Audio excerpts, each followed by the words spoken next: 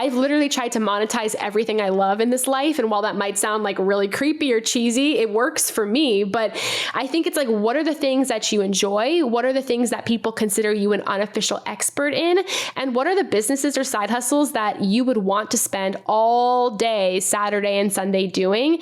Once you start to think about that, you might come closer to an idea. The other thing to think about that I love to do is start tracking problems that you have every single day. What are the mini problems you have from the second you wake up till the time you go to sleep?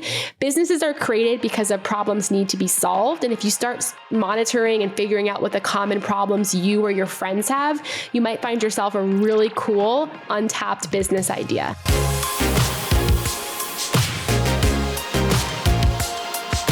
Hello, and welcome to another episode of All the Hacks, a show about upgrading your life, money, and travel.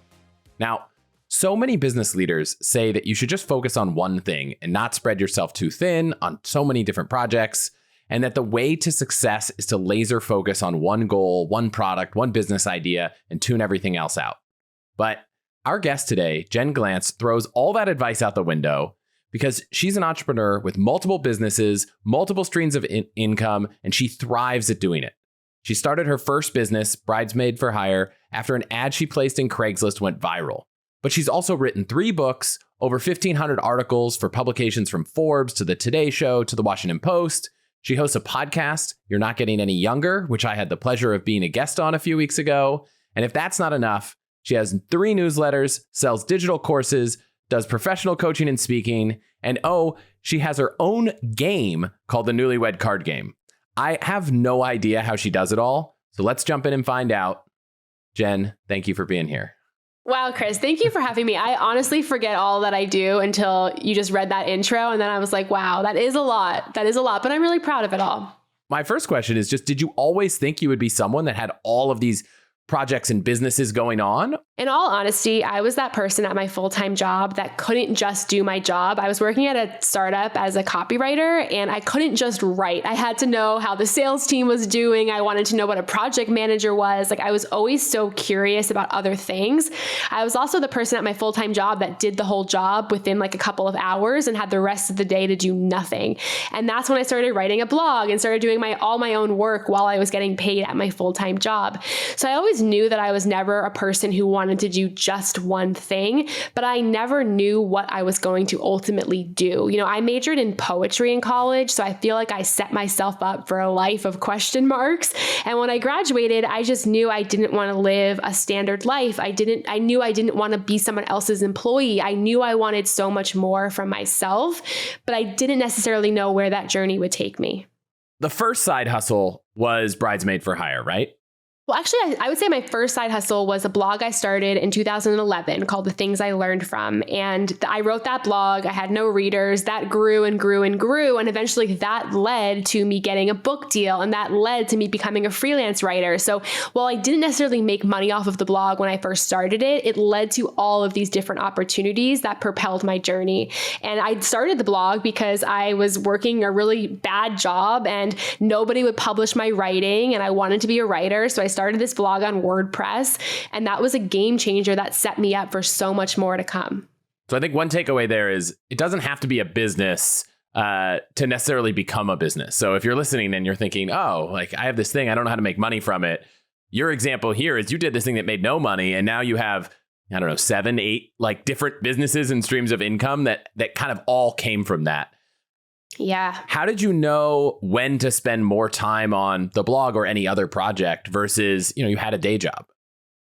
When I was working full time, I realized, okay, I don't necessarily need the income from other projects. So let me throw some things out there and see what sticks, see what's going well. I've always been a person who likes to work on multiple things. So I would wake up before work at 4 a.m., work on one project, go to work and work on other projects at work, come home and do even more. So I would literally take, if I was working on 3 side hustles, and I would split my day to give each the same amount of time.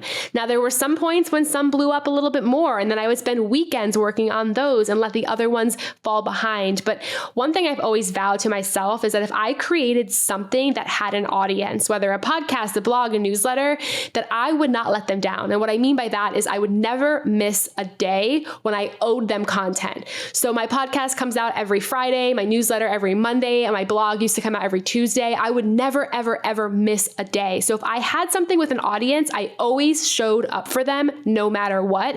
And I'm still that way. And I think when you're building and growing, you need consistency. That's everything in branding. And as a content creator, that's what gives you your credibility, especially early on. I have a newsletter and it comes out every 2 weeks. And I think I've only missed one. And there's at least a good reason behind the one that missed. But, it forces me to not give it up because even if it's your passion, right? Everyone always says, for me, this podcast is a passion of mine. This newsletter is. That doesn't mean that there are days where you're like, gosh, I just need a break. And I think the consistency forces you to keep going. Otherwise, the break you take could go longer than you want. And, I think even fulfilling things can be hard. Yeah. And also when you're creating content, you want some sort of validation. And I've learned early on as a writer, you're not going to get people who email you every week and say, good job, I love the show. Like that's a bonus. But I think if you still really want to take this seriously, you need validation in some sort of way. And I've always found that in accountability and being my own accountability buddy. So if I set deadlines, especially as an entrepreneur or a content creator, if I miss those deadlines, that's me failing myself. And if I make those deadlines, that's validation, that's accountability. And I've always been so firm on that me showing up is the only ticket I have to my own success. Whether or not people are going to praise me for my content, it allows me to know that I'm doing the work I need to do. That makes sense. And I'll give a shout out to a listener here named Darshan who sent me an email. It was like, hey, I know most people write in and complain or ask questions. I'm just writing in to say thank you. And I was like, oh man, feels really good to get those emails because, a lot of mediums, podcasting especially, it's not really easily a two-way street. But no, let's go back to this first big break, I guess you'll call it. Yeah. You put this ad in Craigslist. What led to you even posting the ad? Because it's not like there was a Bridesmaids For Hire business that lots of people were doing and you just wanted to throw your hat in the ring. The truth is, I had a really bad Friday night and I was rejected from an opportunity and I was feeling down about myself. And before that, I had all of these friends getting married in my early 20s and I was always a bridesmaid. And that same night that I was feeling down about myself, I had two friends I hardly spoke to who ironically lived down the street. Two of those people on that same Friday night called me up and said, hey, will you be my bridesmaid? It was so random. I was feeling so down about myself. I was venting to my roommate and I said, Carrie, like, what is going on? And she said, Jen, come on, it's obvious. These people are asking you because you're good at it. You're like some sort of professional. And I went home after she had gone out, my roommate had gone out, and I just sat there and I was like, you know what? I'm so sick of where I am in my life. I'm so sick of feeling stuck. I'm so fed up also about being a bridesmaid. Let me do something about it. If I'm good at this skill and I have distant friends asking me, why not allow strangers to hire me? I didn't know a thing about business. I didn't know if this was going to work, but I said to myself, let me try it. So I went to Craigslist.com, which is a website my mom told me growing up, never, ever, ever go to. And I posted the anonymous ad basically saying, hey, if you need help at your wedding as a bridesmaid, I'll be there. I'll show up in the dress. I'll walk down the aisle. I'll dance with your weird uncle. I'll give the speech. I'll help you pee in your wedding dress, which is like actually a hard thing to do. And I posted the ad. I went to sleep. I lived my life. I didn't even check my email over the weekend. I just figured, whatever, nobody saw this Craigslist ad. I go to work Monday morning and I see in my inbox, I have hundreds of emails from people all over the world that wanted to hire me, let alone somebody in my office chatted me a link to a BuzzFeed news article about the ad saying, oh my God, Jen, like this is you, like you're in BuzzFeed. And my life literally changed over the course of a weekend without me even knowing it. I have so many questions. So I want to dig into both the business side of this, but because I think because I think most people don't understand this business, you gave a bunch of great examples. What can you just share a little bit about the role, why people actually end up hiring you, some surprising things you've learned? People hear this and they're like, this is so weird. Who would want to hire you? And I'm like, okay, just give me a couple seconds and I'll convince you. Number one, it's not a wedding planner. I don't help you pick your flowers or your dress or your venue. I don't do any of that. I am strictly your hired bridesmaid. I'm there as the personal assistant running to CVS because you don't have tissues. I'm the social director who plans the bachelorette party and makes it fun. I'm the person who is the peacekeeper when the mother-in-law and you are fighting. I come between that and break that off. And I'm the on-call therapist. I'm the one you can call at 2 a.m. and vent about how stressed you are about your wedding. I am there for the people. I'd say there's 2 types of people who hire me. Type number 1 are people who have friends, but they need that professional embedded in their wedding party because their friends are a disaster and they want someone who's going to keep the peace, but also make sure they feel supported. And on the flip side, I have the person who hires me because they don't have any friends. And I know that sounds bizarre, but the truth is a lot of people out there don't have close, solid relationships. And when you get married, you need that support system. You need that person who's going to be there for you emotionally, mentally, and physically before your wedding and on the day of. I am your bridesmaid. So what does that mean? Well, I wear the dress, I walk down the aisle, I dance on the dance floor. But aside from that, I also pretend to be a part of your life. So oftentimes I have a fake name, a fake backstory, and nobody in your life knows I'm hired. Sometimes not even the person you are marrying. So I take on that role as your friend. And I've been doing this for 7 years. People called it crazy. Some people called it brilliant. I always called it a must need. And I remember doing my first wedding ever for a woman named Ashley from Maple Grove, Minnesota. I remember flying there, getting off the plane thinking, what are you about to do? You're about to show up at a stranger's wedding? Are you crazy? And when I got back on the plane to go back to New York, I remember thinking, Jen, this is something. And this is something that's going to be incredibly important to so many people's lives. And that's sort of why I started it and why I keep doing it till this day. I want to go 2 directions here. So I'll ask first, what are some of the kind of fun, surprising things you've seen or learned? I always say that I'm a person who never liked weddings. I was never a person who planned a dream wedding. I could never care about my own wedding. I still don't like weddings. I think why I do this job is because I love helping strangers in chaotic situations, and that's what weddings are. I've learned so much about humans and love and relationship on this job that has completely reshaped how I think about humanity in both good ways and not so good ways. One thing I like to talk about that nobody really will mention is that cold feet is an absolute real thing that happens to very many people on their wedding day. I call it the diving board effect, where right before they're about to walk down the aisle, they know whether or not they're making a mistake. And these are people who might not have known before, but in that moment, they know. If you ask a lot of people who got divorced within the first year or so after their wedding, they will tell you they knew in that moment they were making a mistake. And this is something so fascinating because a big part of my job is helping people when they have cold feet, whether a week before, a month before, or 5 minutes before. So watching cold feet, something that you only see on TV, actually be real was incredibly fascinating to me and difficult to handle at first. The other thing that I've learned too, which is a little different and difficult to mention, is that a lot of people don't get married for love. A lot of people get married for love and something else. Pretty much all of us get married for love and something else. Some people don't get married for love at all, but some people get married for the and part, which might be financial security, or might be because that person's going to provide them with a certain lifestyle, or because they're at a certain age and this is just what they want to do. And I have heard a lot of people admit to me candidly what that and is. And that was fascinating to me as well. I always thought people just had like fairy tale romances. And when I met my future husband back in the day, I started to realize that this was true. You fall in love, but what gets you to that finish line of marriage is always the and, whatever that part is, whether positive or negative. And you said some people don't even have the love part. Does that work out? Now you've been doing this long enough that you can see the end result.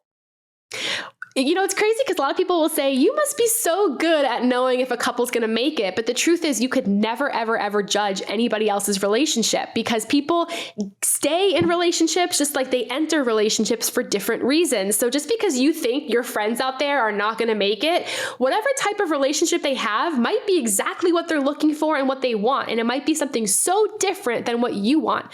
So a lot of people who are getting married because they want that person's money or because of whatever that reason is, they end up staying together. And it's because they got what they wanted and the other person got what they wanted as well. And while it might be very different than what I want, it works for them. So I think it is so hard to know if a couple is going to make it. When I played this game at weddings, the couples I was like, oh, they're going to be together forever, 2 years in are divorced. So you don't really know. And I mean, that's fascinating because I have some of those thoughts in my head when, that couple, they argue a lot or all this stuff. And, so far, I'm not anywhere close to being predictive of that behavior. Yeah, and it might be their communication style. Like, I can't tell you the amount of couples that right before they walk down the aisle, they're screaming at each other, they're cursing. And while that's like not healthy and not good, that's their communication style. That's how they work. And for some odd reason, it just works for them. Cold feet is one thing and then calling it off is another. Has that ever happened? Many times. I've actually been hired a couple of times to end engagements where the person had nobody in their life they could ask for that help from. So they'll call me up and we'll talk about the steps they need to take to get out of the engagement because they're scared to tell their parents or they're scared to tell their friends and they need that unbiased support system. But I've also been at weddings where they don't want to do it, where the bride tells me that she hates the groom and she wants out right now. And my perspective, which is different than a friend or a family member, is I really want what's best for you. Yeah, your friends and family want that too, but in the moment when the spotlight is on, they just don't want you to be embarrassed. They just want you to, do whatever you can do to just get this moment over with. So I've had a lot of people who we've had to end the wedding. I've had people who go through with the wedding, but they don't legally get married. But that's happened a lot. And that is not something I thought I'd have to deal with when I started the business. This is wild. And what you said, you've learned a lot about relationships. Obviously, you haven't learned how to predict divorce, but what are things that you've learned about relationships that people listening could apply to their own relationship? I always thought because of this job, I would never want to get married anymore just because I've seen so much. And when I started dating my now husband, I said to him after he proposed, we're going to do things differently. And I wasn't talking about the wedding. I was talking about what we had to do before we got married. I wanted to make sure we had all the checks and balances in place so that I knew that this was the right move for my life. So I made us meet with a divorce lawyer to talk about prenums and what that would look like and if we want one. We didn't end up getting one, but I can absolutely see why that's so important. And you can get a postnum, which I never knew about. We talked to a financial advisor to talk about what we should do with our finances. And we didn't end up combining finances, but we went through the process of understanding that. We went to a marriage counselor to talk about why marriages fail. I literally was like, if you want to marry me, we are meeting with all of these professionals that people meet with once the marriage starts to go downhill before we get married. And I wanted us to have education on what marriage is and what changes and all of these things. And while he was like, so freaked out and was just like, can't you be normal and enjoy our engagement? It helped me feel prepared. And I think a lot of couples have conversations, but they don't really go through these motions before they get married because nobody tells you it's okay to or that you should. Everybody in life sets you up to find love. They teach you how to date. Everyone helps you plan a wedding, but nobody helps you once you get married. You're just supposed to figure it out. And I didn't want us to figure it out. And that was something I've learned from the job is before you get married, go through a lot of these really tough conversations. And then once you get married, things might be a little easier for you. Even if you are married and haven't gotten into them, right? Let's say you're thinking about having kids, you could go talk to a marriage counselor and say, hey, what are the problems that we're going to face when this happens? What do you see? And what can we do now to find out how we would handle them and how we could do better? We're proactive with so many things in our life that matter, like our health or sometimes our careers, but we're not always so proactive with relationships. And that's what I've really tried to be with my partner is we don't really have a ton of big problems now. We have our standard problems, but what can we know so that when we start to get into those problem areas, we know the tools that we can turn to and we know what to do. We're by no means perfect, but I think a combination of therapy and curiosity and meeting with a lot of these professionals has really helped us at least have these conversations in a neutral playing field rather than an awkward, hey, things are getting, a little bad between us. What should we do now? Because it's very hard to rise to the occasion when your relationship is starting to go downhill. So getting back to the business side of this, what advice do you have for someone trying to figure out what could be their side hustle? I think the important thing is think about what you're getting asked to do constantly in your life. What are your friends asking you for help with? What are the things that you're spending your quality time doing? And if that's just reading different Reddit boards or reading certain books or watching certain TV shows or caring about certain hobbies, what are those things and can you monetize them? I've literally tried to monetize everything I love in this life. And while that might sound like really creepy or cheesy, it works for me. But I think it's like, what are the things that you enjoy? What are the things that people consider you an unofficial expert in? And what are the businesses or side hustles that you would want to spend all day, Saturday and Sunday doing? Once you start to think about that, you might come closer to an idea. The other thing to think about that I love to do is start tracking problems that you have every single day. What are the mini problems you have from the second you wake up till the time you go to sleep? Businesses are created because of problems need to be solved. And if you start monitoring and figuring out what the common problems you or your friends have, you might find yourself a really cool, untapped business idea. And where are you tracking these? Are you writing business ideas and problems down in a notebook? What's your method? I'm a paper and pencil kind of person. I don't really like a lot of technology and apps. If you saw my desk right now, I have a stack of papers and I use that. There's also a great website called notepad.pd, I think. It's started by James Altucher. It's notepd.com where you can write 10 ideas a day and people, it's like a community, they can comment on it and it's free and people can add to your idea list. You can scan a site like that or Reddit or other places and write down a list of so many business ideas just on what people are venting about. When I think about how to expand Bridesmaid For Hire, I often go on wedding forums or in wedding Facebook groups and I just read what problems people have and how they're trying to solve them. And then I think of a digital product or something that I could offer that taps into that. How did you first decide how much to charge someone to be their bridesmaid? And there wasn't a market for it.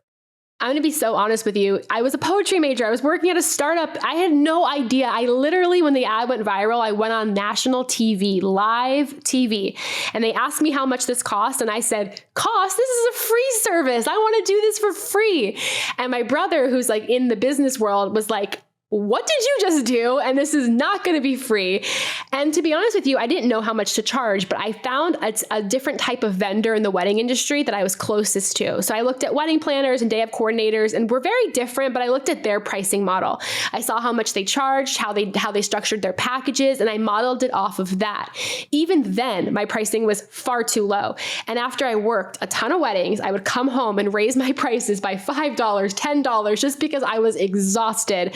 So I think pricing is something that will take time to figure out, but you can do research. Look at any other competitors that you have, figure out who your target audience is so you can match a price to your target audience and how much disposable income they might have to spend on your product or your service.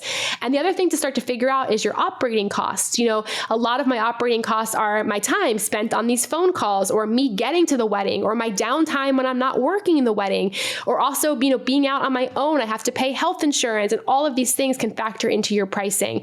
But I was the one that, you know, never had any business training, any advice on what to do. I have learned, and all of my success that I have had is because of all of the mistakes that I have made on my own. Costly mistakes. And if you went back in time, where would you start setting your price now if you could do it all over again? If I could go back in time, I would say to myself, Jen, even though you don't think you are worth this price, let me tell you, you don't know your worth because you are too deep in the business to know better. So I want you to double, if not triple what you were charging. I think I first started off in 2014 charging under $1,000 for this service, which is ludicrous because of the amount of time and energy and resources that go into this. And now I'm closer to the $3,000 mark, which I think for the baseline package, which I think is a really good price for the service. So I wish I would have tripled my price and said, you know what, Jen, you might not feel like this is what you should charge, but the value you're giving is extraordinary and people will pay it. We're always so scared that if we raise our prices or we price something higher than competitors, nobody will come to us. But that's where branding and marketing and sales tools come into play. And I wish I had the confidence to do that. And I'll be honest with you, even now, I'm so scared to raise my prices. I had a client, I do maid of honor speech writing, and I had a client say at the end of working with me, I just want to let you know, you are completely undercharging. You should triple your prices. And I said to her, wow, I appreciate that feedback, but inside I'm a bit of a scaredy cat because that price point's working for me. I'm getting business. If I raise it, I might lose business. So even till this day, it's a confidence issue more than anything else. And so do you think you're going to raise your prices now that you've had that feedback? Absolutely, because not only did a client have to tell me, but I've had business mentors and just friends tell me that I'm charging too little. And I think it took the words of a client to make me think, you know what? I asked her, okay, how much would you pay? So I think that's good feedback, is once you've worked with clients or you've had people buy your product, is to send out a survey and say, hey, how much would you have paid for this? And get their honest advice. And have you changed your price since? To be honest with you, this phone call was 2 days ago and I haven't changed it since, but I'm working on it. Okay. That's a good question, though. I like it. I need this accountability, Chris. This is good. Well, why don't you just commit to change the price before the end of the weekend? I'm going to, because I'm launching a new website for Bridesmaid For Hire, and I'm going to go do it. I'm not going to triple it. I'll be honest with you. I'm not going to triple it, but I will tack on a couple hundred. When it comes to marketing, not everyone will launch a crazy side hustle and go on national television in a matter of days. So let's shelve that tactic. But you've launched a lot of other lines of business, side hustles, sources of income. What advice do you have for people to just get them out there? I think number one is you have to think about how to be different. There's so many people out there who are starting another podcast, another wedding business, another this, another that. Your branding, your voice, everything has to be different. You have to differentiate yourself from all of the noise. If not, the marketing is going to feel impossible. So think about how you can do things differently, how you can do things like nobody else has done them before. Number two, tap into any resources that are currently where your audience are spending a ton of time. There's so many people right now who are so against TikTok because they think it's for the young people or whatever. But the truth is everyone's on TikTok. TikTok is the fastest growing way that you can blow up right now for free, not even spending a penny. Tap into that. When we're doing marketing, we all look for a downloadable plan off the internet of what we can do to market ourselves. And that downloadable plan will tell you Instagram, Facebook ads. None of that is going to work because it's oversaturated and your growth rate will be very, very low. Go to the places that are new, that are fresh, that your audience is spending a lot of time on. Number two, press is great because it gets the word out there for you for free. So it's like advertising, but you don't have to pay for it. How do you do your own press? There's 2 free websites that everybody should sign up for because they're absolutely free and the press comes to you. What I mean by that is every day you'll get a list of sources that news reporters need to talk to. And if you are a source, you'll end up in these articles for free. One of those websites is called helpareporterout.com and the other is called Quoted, QWOTED. The press is coming to you, so get on those 2 websites as a source. Press is great, again, because it spreads your name. You don't have to pay for it. So that's a good marketing channel. Social media is good as long as you're not doing social media like everybody else, because most people are doing it wrong. And the third way is to create some sort of free value content stream. Rather than just be a business, be a brand, you also have to be a content creator. So consider a newsletter, consider a podcast, consider a video series, but make it fresh, make it interesting. Make it something where after the person reads it, watches it, or listens to it, they walk away and go, whoa, I cannot stop thinking about that. How do you find that idea? Because I think it's easy to say, write something that people stop in their tracks when they see. But, you're a writer. What tips do you have for someone who's like, I don't know what that is? You need to wear the shoes of your audience because a lot of times we start businesses and brands for people who aren't us or who were just one of that audience. So you need to embed yourself with that audience. Number one, join Facebook groups, Slack channels, Discord groups where your audience hangs out and virtually stalk them. Read what they're talking about. Read how they're saying things. Read what problems they have. Get to know them from that level. And that will really help you feel like you start to understand who you're marketing to and who you're talking to. Next, look at all your competitors and what they're doing. Find the similarities in what they're doing and try to do the opposite, because you will be surprised how doing the opposite of what they're doing might give you traction and might impress your audience in a really unique kind of way. The third thing to think about is, what can you put out there that is going to let people feel smarter, more inspired, and entertained? all good content has that in there. So if you're not sure, think number one, okay, what will my audience need to hear or read that would let them feel smarter about this topic? So if you're selling mattresses, okay, what would your audience need to know about mattresses that would make them feel that way? What would they need to know that would make them entertained and inspired? And if we can start to answer these questions, what we're putting out there will attract the people we want to attract. That's fantastic. How did you end up making the decision to take this thing that you started on a whim on a Friday afternoon and say, okay, I've done this. I used to think I should do it for free. I'm getting paid. Now this is my full-time business. This is me. I'm not going to look for a day job. I'm not going to look for, steady W-2 income. I'm going all in on myself. I was a bit of a coward, I guess, because I really didn't. I waited till I was laid off from my full-time job. I'll never forget my boss calling me in and said, we're having a massive layoff and I'm letting you go first because I don't think you should be here anymore. And I remember being devastated by that because I loved the steady stream of income. Again, I did my job so quick. I did it really well. And I had all the free time in the world. And I was getting paid $70,000 to do it back then. So I was so devastated. And I remember packing my bags and exiting the door. And as the front door hit me in the behind, I said to myself, Jen, you are never going to work for somebody else ever again. And to make that happen, we will figure out what we have to do to pay our bills. And I went home and I devised a plan that said, okay, we're going to take Bridesmaid For Hire to the next level. We'll figure out what that means. We're also going to tap into the other little side hustles that you had sort of done when you worked full time, like freelance writing and book writing and all of these things. And we're going to make it work. We're going to figure it out. But that was the moment where I said, I can't work for somebody else because you know what? I'm not a good employee. I don't want to just do my job. I want to do other things. And I will never be happy in a corporate environment. And I made that decision. And honestly, in full honesty and transparency, it is not easy because every month I have a certain income goal of what I want to make. And sometimes you don't hit that and sometimes you do. And it's very inconsistent and it's hard.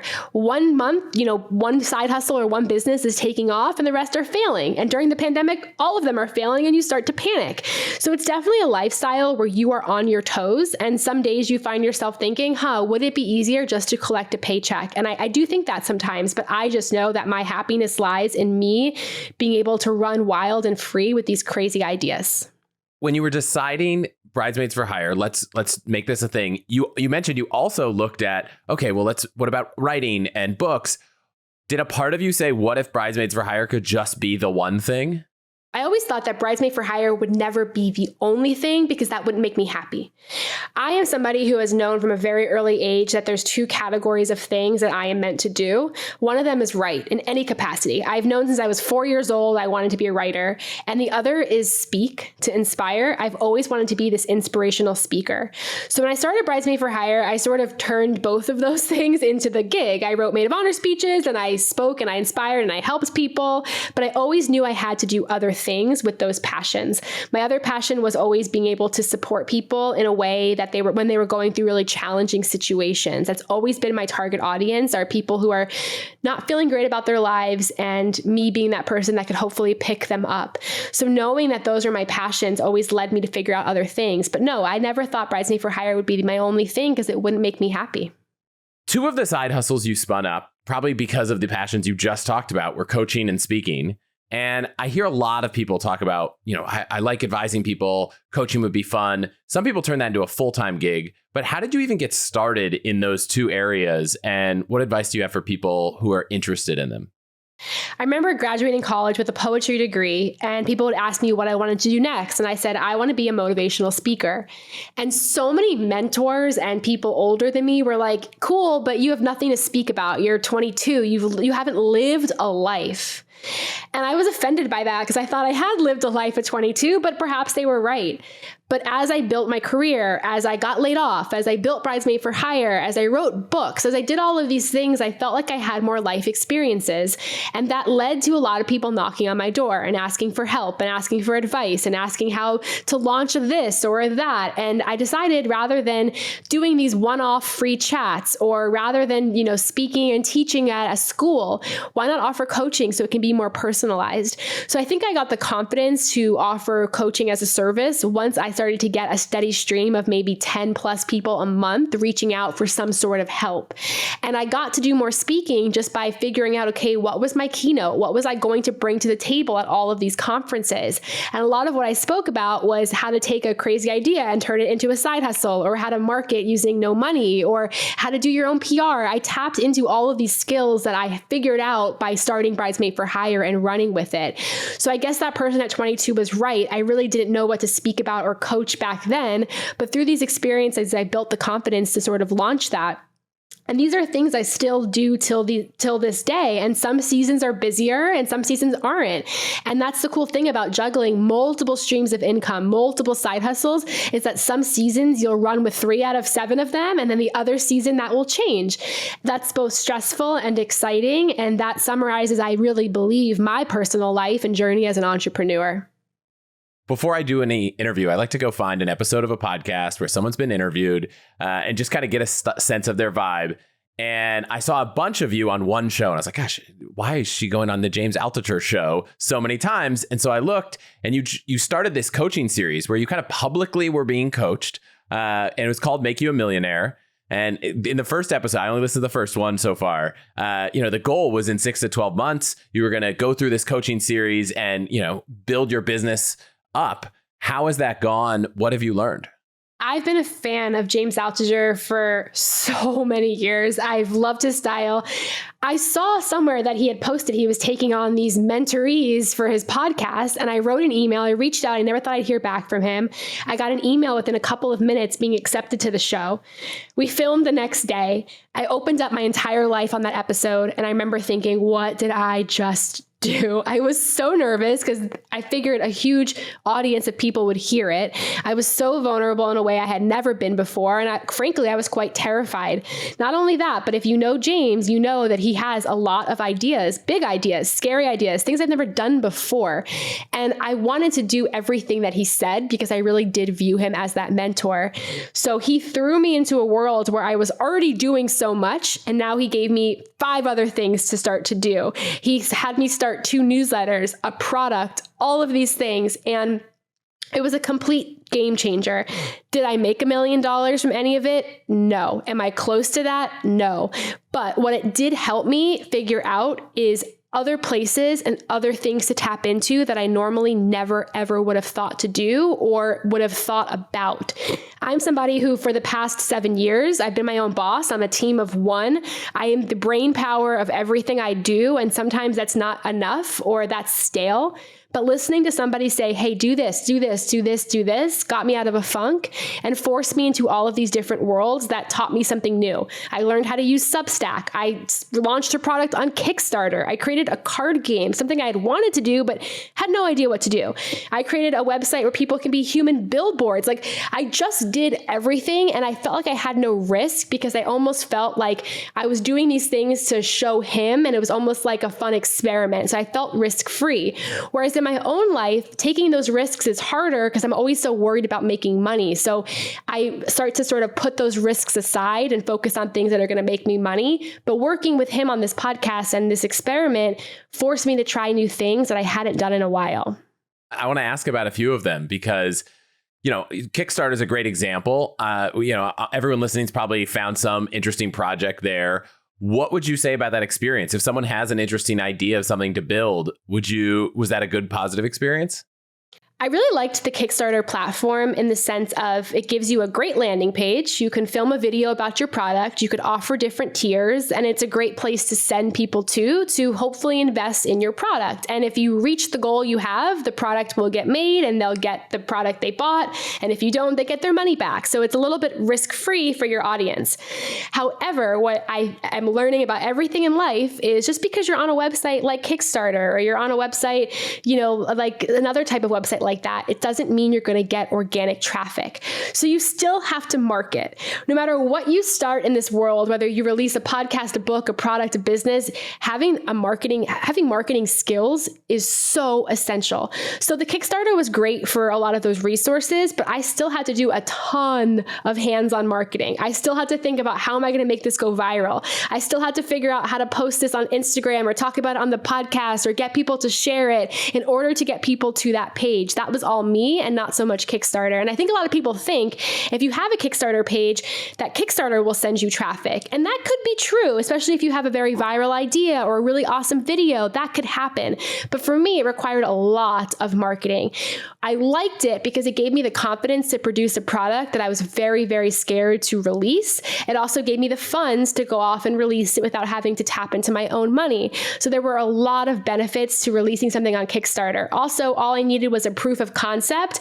As I got the Kickstarter up and running, that's when I designed the card deck. That's when I wrote the cards. That's when I figured out how to produce it. So it gave me some lead time to actually put it out there in the world. And it's out there. Like you hit your goal and that people can buy the cards. I doubled the goal. I funded it 200%, which was cool. And I've released the card game. I'm practically sold out with the first release of it. I'm reordering it right now. It's been an amazing, amazing thing to do because I've always wanted to create a physical product. My entire career has been services or books or nothing like a product of my own. And creating this card deck was the first one that I've done. And it's a cool learning experience. I'm learning how to sell on Amazon. I'm learning how to talk to retailers and get it there. I'm learning about e-commerce. Like I'm learning about all of these things that I've always wanted to learn, but I didn't have an excuse to. And that was the cool part about working with James is he gave me an excuse to learn different softwares and platforms and put out different ideas out there that I think I would have been too scared to do. You know, if you're a person who wants to start a side hustle or you want to go out on your own and be an entrepreneur, people always talk about the importance of having mentors and people to turn to. And I never really had any of that.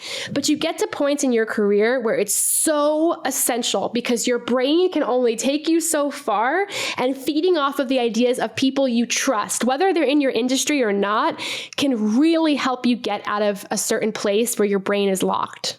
I've been fortunate to have mentors throughout my career, but oftentimes they're not necessarily people that you might think are mentors. Like one of my closest friends is a mentor for a certain area of my life. And I would say don't always write off who could be a mentor, because sometimes what you need is just someone with a different perspective. And that doesn't need to always be someone who's done it 1,000 times. It could just be someone whose opinion you respect. And oftentimes, I personally think the most valuable trait of a mentor is that you respect their opinion. Because if you don't respect their opinion, a lot of their feedback isn't going to be taken to heart. And if you're not going to take the feedback, then the relationship doesn't always work. I like how you said you have a mentor for a certain part of your life. And I find that to be true. My true first ever mentor, and I write about this in my book, was an 86-year-old man that I met on the internet because I Googled free business help. And I found this guy, met him at a library. He's an 86-year-old man. He didn't even know what a bridesmaid was. And I realized, I went back to him every single Saturday for 2 years. I realized I wasn't going to him for business advice because frankly, he wasn't giving me that. But he was mentoring me in how to be tough. And he was mentoring me in how to have mental strength and resilience and how to stand up for myself and how to have really tough conversations in the business world. And I was going to him for different reasons. I thought I was going to him for how to scale a business and write a business plan. But truthfully, what I got out of him was something I never knew I needed, but during that time got me through that. And I think it's the same thing with James. Like I started the podcast with him because I needed business advice, but really what he taught me is how to have fun, how to have experiments, how to think outside of the box, like things I was greatly missing in my life. So you're right. Don't write off people. And sometimes find a mentor who knows nothing about your industry, nothing about what you're doing, because you might take so much from them that somebody who's a seasoned vet in what you're doing might pass over and not even know to tell you. So what were the lessons from this man about grit and resilience that made that possible? I found that, early on when I started Bridesmaid For Hire, I was in all of these different negotiations and business contract meetings, and I was trying to pitch a TV show, and I was so scared to stand up for what I wanted. And I remember we would do a lot of role playing, and one time he got out his keys, and he said to me, if you're ever in a negotiation and they don't like what you're bringing to the table or they say no to you, you just drop your keys and you say to them basically like, that's my final offer. If you decline it, I'm picking up up these keys and I'm never speaking to you again. I mean, this was a really tough guy, and maybe some of his advice wasn't like so perfect, but it really toughened me up, and it showed me that I need to figure out how to push my scaredness away and my fear away and step up to these conversations like I've been there before and like I know how much value I'm bringing. I'm somebody who, you might not realize this from hearing me on podcasts, but I'm really shy. Like in real life, I'm really, really shy. So when I found myself in a lot of these business conversations, I had imposter syndrome. I was just shy. I didn't think I was good enough. And this guy, I think, really toughened me up. And through role playing, he would fix my language. He would fix my body language. And he would really just teach me how to bring myself there in a room sometimes of people who scared me like crazy. And it's really made me, I swear to you, till this day, I could walk in a room of anybody, the most famous person in the world, and I won't let it faze me. You would never know that I'm scared. He's taught me how to not be intimidated, which is something that was really hard for me to learn as a person who's just naturally really shy. Everybody intimidates me, always. So what would you do if you were walking into a room to meet the president? Is there something you would do in advance to prepare? To kind of prepare. Yeah. I always do my body language warm up. So I always make sure that I drink a lot of water, but I also remember, I always tell myself, okay, keep your shoulders back, because the more your shoulders are back, the more you open your chest up, the more you can breathe, and the more you show confidence.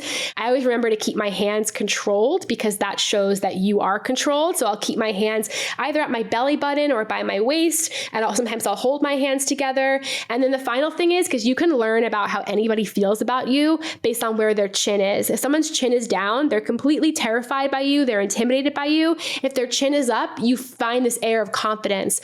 So I'll walk in the room, shoulders back, my chin up, my hands controlled. I won't be shaking my body side to side. I'll be relatively still. I'll look the person in the eye, and I won't show any kind of extreme emotion.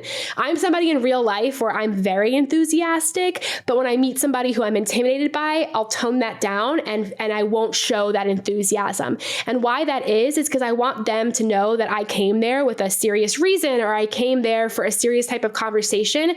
So I'll really play into that too. So I'm going to take a little bit of a turn. I saw on Instagram you applied to be a host on QVC, which is wildly different than everything else you've done, other than maybe you were selling your card game online. What's the story behind that? My whole life, people have told me I should be a QVC host. And I know this goes against everything I just said about being shy, but I'm also really good when the camera turns on. So I've done a lot of TV thanks to Bridesmaid For Hire. And when that camera goes on, I'm a different person. My mom will say to you, she doesn't recognize me because I completely light up. I love TV. I love that spotlight. I love it. So for my whole life, people have told me that I would do really well on QVC because if I genuinely like something, I am so passionate about it and convincing. If I genuinely liked this water that I'm drinking, I would bring such passion to it that you would say, you know what, Jen, I'm going to give it a try because you really do seem to adore it. I've always been that way. I'm so passionate. So my whole life, people have mentioned QVC, mentioned that I should be a host. And I was on Instagram one day and I saw this casting director post about it. And I was like, you know what will it take for me to try out? Literally 5 minutes, record a 5-minute video. So I did my hair, I put on some makeup, I recorded a 5-minute video on my camera, on my phone camera, and I sent it to them. And they liked it. I moved to the next round. I ended up doing like a Zoom live interview with them. And that was all it took to try out for QVC. Now, ultimately, spoiler alert, I did not get hired, but it was something that I always wanted to try. And it took me nothing, 5 minutes of my life to initially try out, rather than sitting there and thinking about, should I? If I get it, my whole life would have to change. I have to move to Pennsylvania. I have to do all these things. I'm the kind of person who has always treated life, business, relationships, anything like this. Don't overthink it. Just try. Just start. And then after you start, after you have a little bit of skin in the game, then figure out what the heck is going on. With Bridesmaid For Hire, I didn't have a business plan. I didn't have anything. I put the ad out there. I figured it out. And that's how I am with every single thing I do. I do not overthink it. I just put it out there and then I figure it out. And what would you tell someone if you were coaching them who's like, I'm not good at that. Like I'm sitting here overthinking everything. Is there a trick? I would pick one thing tomorrow. What's one decision? What's one thing you have to do tomorrow? And give yourself 5 seconds, give yourself 5 seconds to make a decision and go. If you're somebody who's overthinking what color shirt to wear, count 1, 2, 3, 4, 5, grab something and wear it. And then you deal with the consequences of that for the day. And if you start to become a person like that, you'll start to realize, okay, I'm not going to overthink decisions. I'm going to make one and then deal with the consequences. I do this with everything in life. And let me tell you, 90% of the things are not successful. You haven't heard about them because they haven't taken off, right? But there's occasional thing here and there that ends up working out for you. And I think that's how it has to be.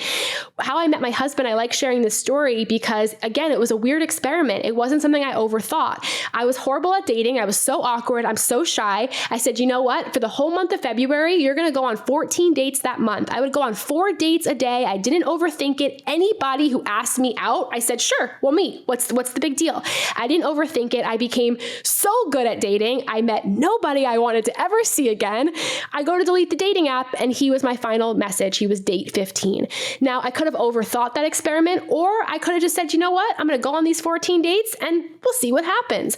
So I've tried to really be this kind of person with everything in life. And if you're not that kind of person, that's okay. You're not going to wake up tomorrow and do something drastic, but try it with a tiny, tiny, tiny small decision and then see how you feel after.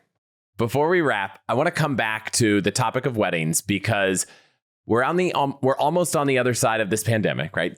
People have canceled weddings. What advice do you have for anyone planning a wedding coming up? Or maybe better said, what do you think, having gone to so many? There's 3 things that people care about at your wedding, and they don't care about anything but the 3 things. Number 1 is the music. Doesn't matter if you have a DJ or live music, but you want to have music that gets people up and dancing. You really want to make sure that the music is good because that makes people have a good time and they'll never, ever forget that. You could always remember the weddings where you found yourself smiling and laughing and just having a good time, and usually music helps make that happen. Number 2, people love food. So good food will make your wedding phenomenal. And here's the thing, you don't have to go with a traditional wedding caterer. You don't have to have steak and fish and chicken. You could have whatever kind of food you want. Make it unique. Make it about you. Go to local restaurants, have food trucks, have food there that you genuinely would be excited to eat, because usually that wedding food goes in the trash. You don't even want to eat it. And number 3 is some sort of open bar or alcohol. People love their drinks, and having that just makes them happy. I don't personally care about number 3 at weddings. So I'll give you one more thing that really matters is the weather. You know, the weather can really affect your wedding. So if you're having some sort of outdoor experience or wedding, make sure you always have an indoor rain backup plan because your guests don't want to feel uncomfortable in any sort of way. My number 1 tip for people getting married, and I beg you to listen to me on this, is please do not go into debt with your wedding. Yes, it's a big celebration and it's super important, but it is never worth going into debt. If you don't have the cash to pay for your wedding, try to plan a wedding where it fits the cash that you have. Try not to go into credit card debt or any type of debt for your wedding. The best way to do that is to set a budget before you start planning. Come up with an overall number for how much you can spend. It doesn't matter if it's $5,000, $15,000, or $100,000. Pick the number first and then break down how much you can spend per vendor. The best way to figure that out is to pick the top 3 things you care about for your wedding and then spend the most money there, and everything else you'll find budgeted ways to pay for. But please, your wedding is special. It's important. It is great, but you will never meet a couple who says, yeah, I'm glad I went into a ton of debt and started the marriage off in debt because of the wedding. Most people, after they get married, say, it was great, but if I could do it again, I wouldn't spend that much money. I'm going to push back on all 3. Music. Do you have, no, not push back, but sorry, let me say that again. I'm going to drill down on all 3 and try to get more out of you. Good. Music.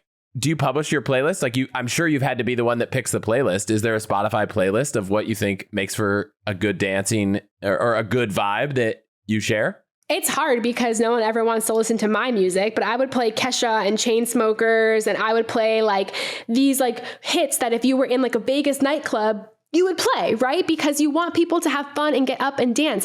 What I think doesn't work well at weddings are the standard playlists. Don't play Bruno Mars. Don't play Ed Sheeran. Don't play these songs that you hear again and again and again because people are so bored. We just went to a wedding this weekend And the music was so slow that people were on the dance floor and they were like, wait, what do we do with our bodies to this music? So I know that you want to have like your favorite songs and stuff, but also have things that like put people in good moods. And I can tell you all day what to play, but of course, pick songs that you also like and you enjoy because it is your wedding, but you want to have some good hits as well. What about finding something that works with, the old people in the room as well?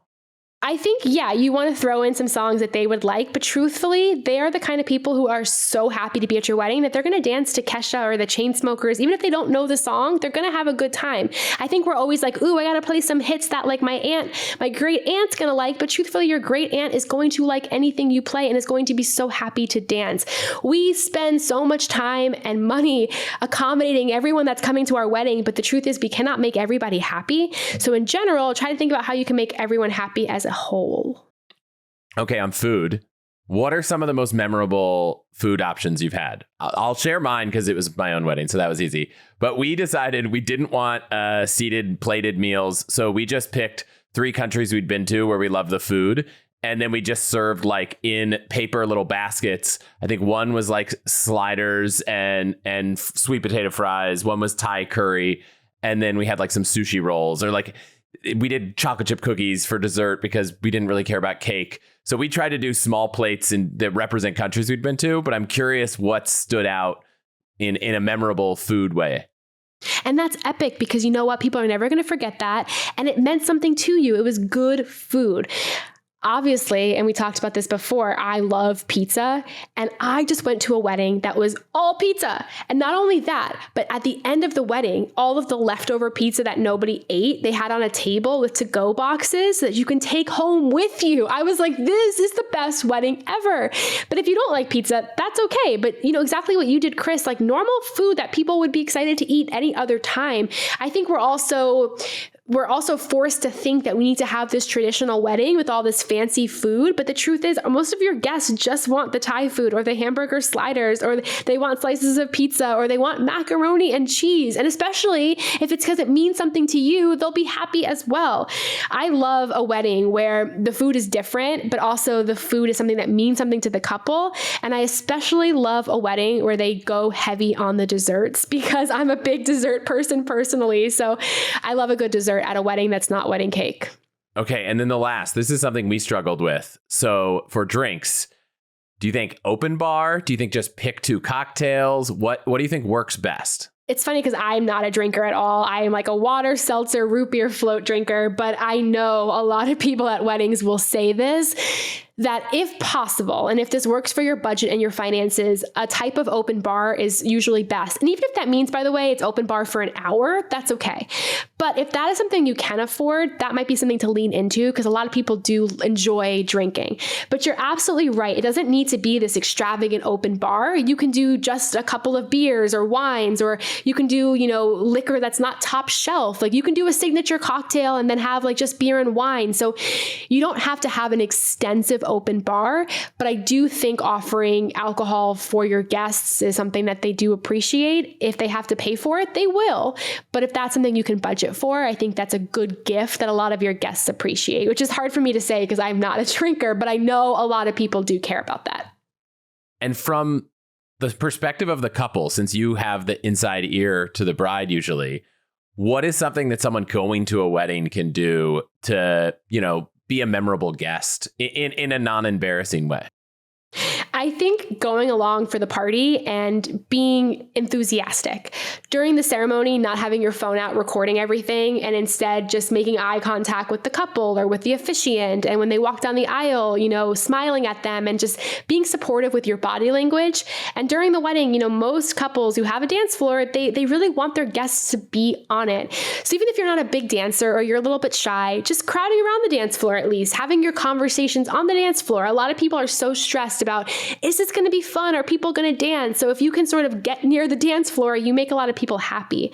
Try to also, if you can be like a superstar guest, try to be that guest that sits down at their table and makes genuine connections with everybody there. Tables at weddings are really awkward. You're sitting with people you don't know. And if you could be that person that bridges that gap, that relationship, you make the couple happy because then they feel like everyone at their wedding had a good time, met new people, and it wasn't awkward.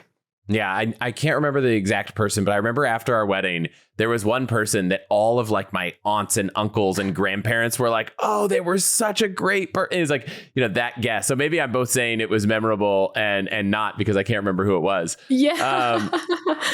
But be that guest, be that person. Be that guest. What about last one is, I know you help people write a lot of speeches. So obviously if you're stuck, you have a service for it. But what advice do you have to someone delivering a speech at a wedding to kind of nail it? Practice public speaking beforehand. But really what I mean by that is break down your speech in such a way where every 3 sentences, you are forcing a 2-second pause. So the 3-2 rule, every 3 seconds, pause for 2 seconds. That will slow you down. That will allow your audience to hear what you're saying. And that will let your jokes land and make them funny. Oftentimes when people are nervous as speakers, they go too fast and nobody can hear what they have to say. The best length for a speech is about the 3 to 4 minute mark. You don't need to go over that. If you want to share more, write it down and hand it to the couple to read later, but they will really respect a 3 to 4 minute speech. And when you're writing the speech, remember, you're not writing it for the couple. This is something that I think people don't realize. You're actually writing the speech for the entire wedding. So what you're really trying to do is prove the relationship you have with that person who you're good friends with and the person they're marrying to the entire audience. So skip out on inside jokes or these long, detailed stories that will take an audience forever to understand, and write the speech for the audience who is learning about the relationships that you have. That's what makes for such a good speech.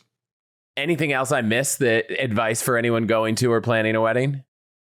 If you're a bridesmaid or a groomsman in a wedding, the only thing I'll tell you is please, please, please understand that you're allowed to say no. We often think that if we take on that role, we have to say yes to everything. But if there's something you can't afford, you don't want to do, or you don't have time for, make sure you say no. How do you say no? You simply say, hey, thanks so much for asking me to do that. But at this time, that's just not something that I can swing. Happy to help in other ways. Keep it easy, keep it friendly, but make sure you stand up for yourself and say no. Last area I like to ask everyone is to pick a city, often where they live, but sometimes your favorite city to visit, and tell anyone coming to that city where they should have a meal, grab a drink, and something unusual to do. I would love for you to come visit us in Williamsburg, Brooklyn, New York. It's a small little neighborhood in Brooklyn, right outside of Manhattan. When you get here, you're going to get off the subway on Bedford Avenue. You're going to walk to Joe's Pizza. It's a famous pizza place all over New York. You're going to get a slice of cheese pizza, and you're going to get it on a paper plate, and you are going to walk with that pizza to the East River. Once you get to the park down there, you're going to be able to see the Manhattan skyline. There's lots of places you can sit and drink and eat right there and have a really, really good time.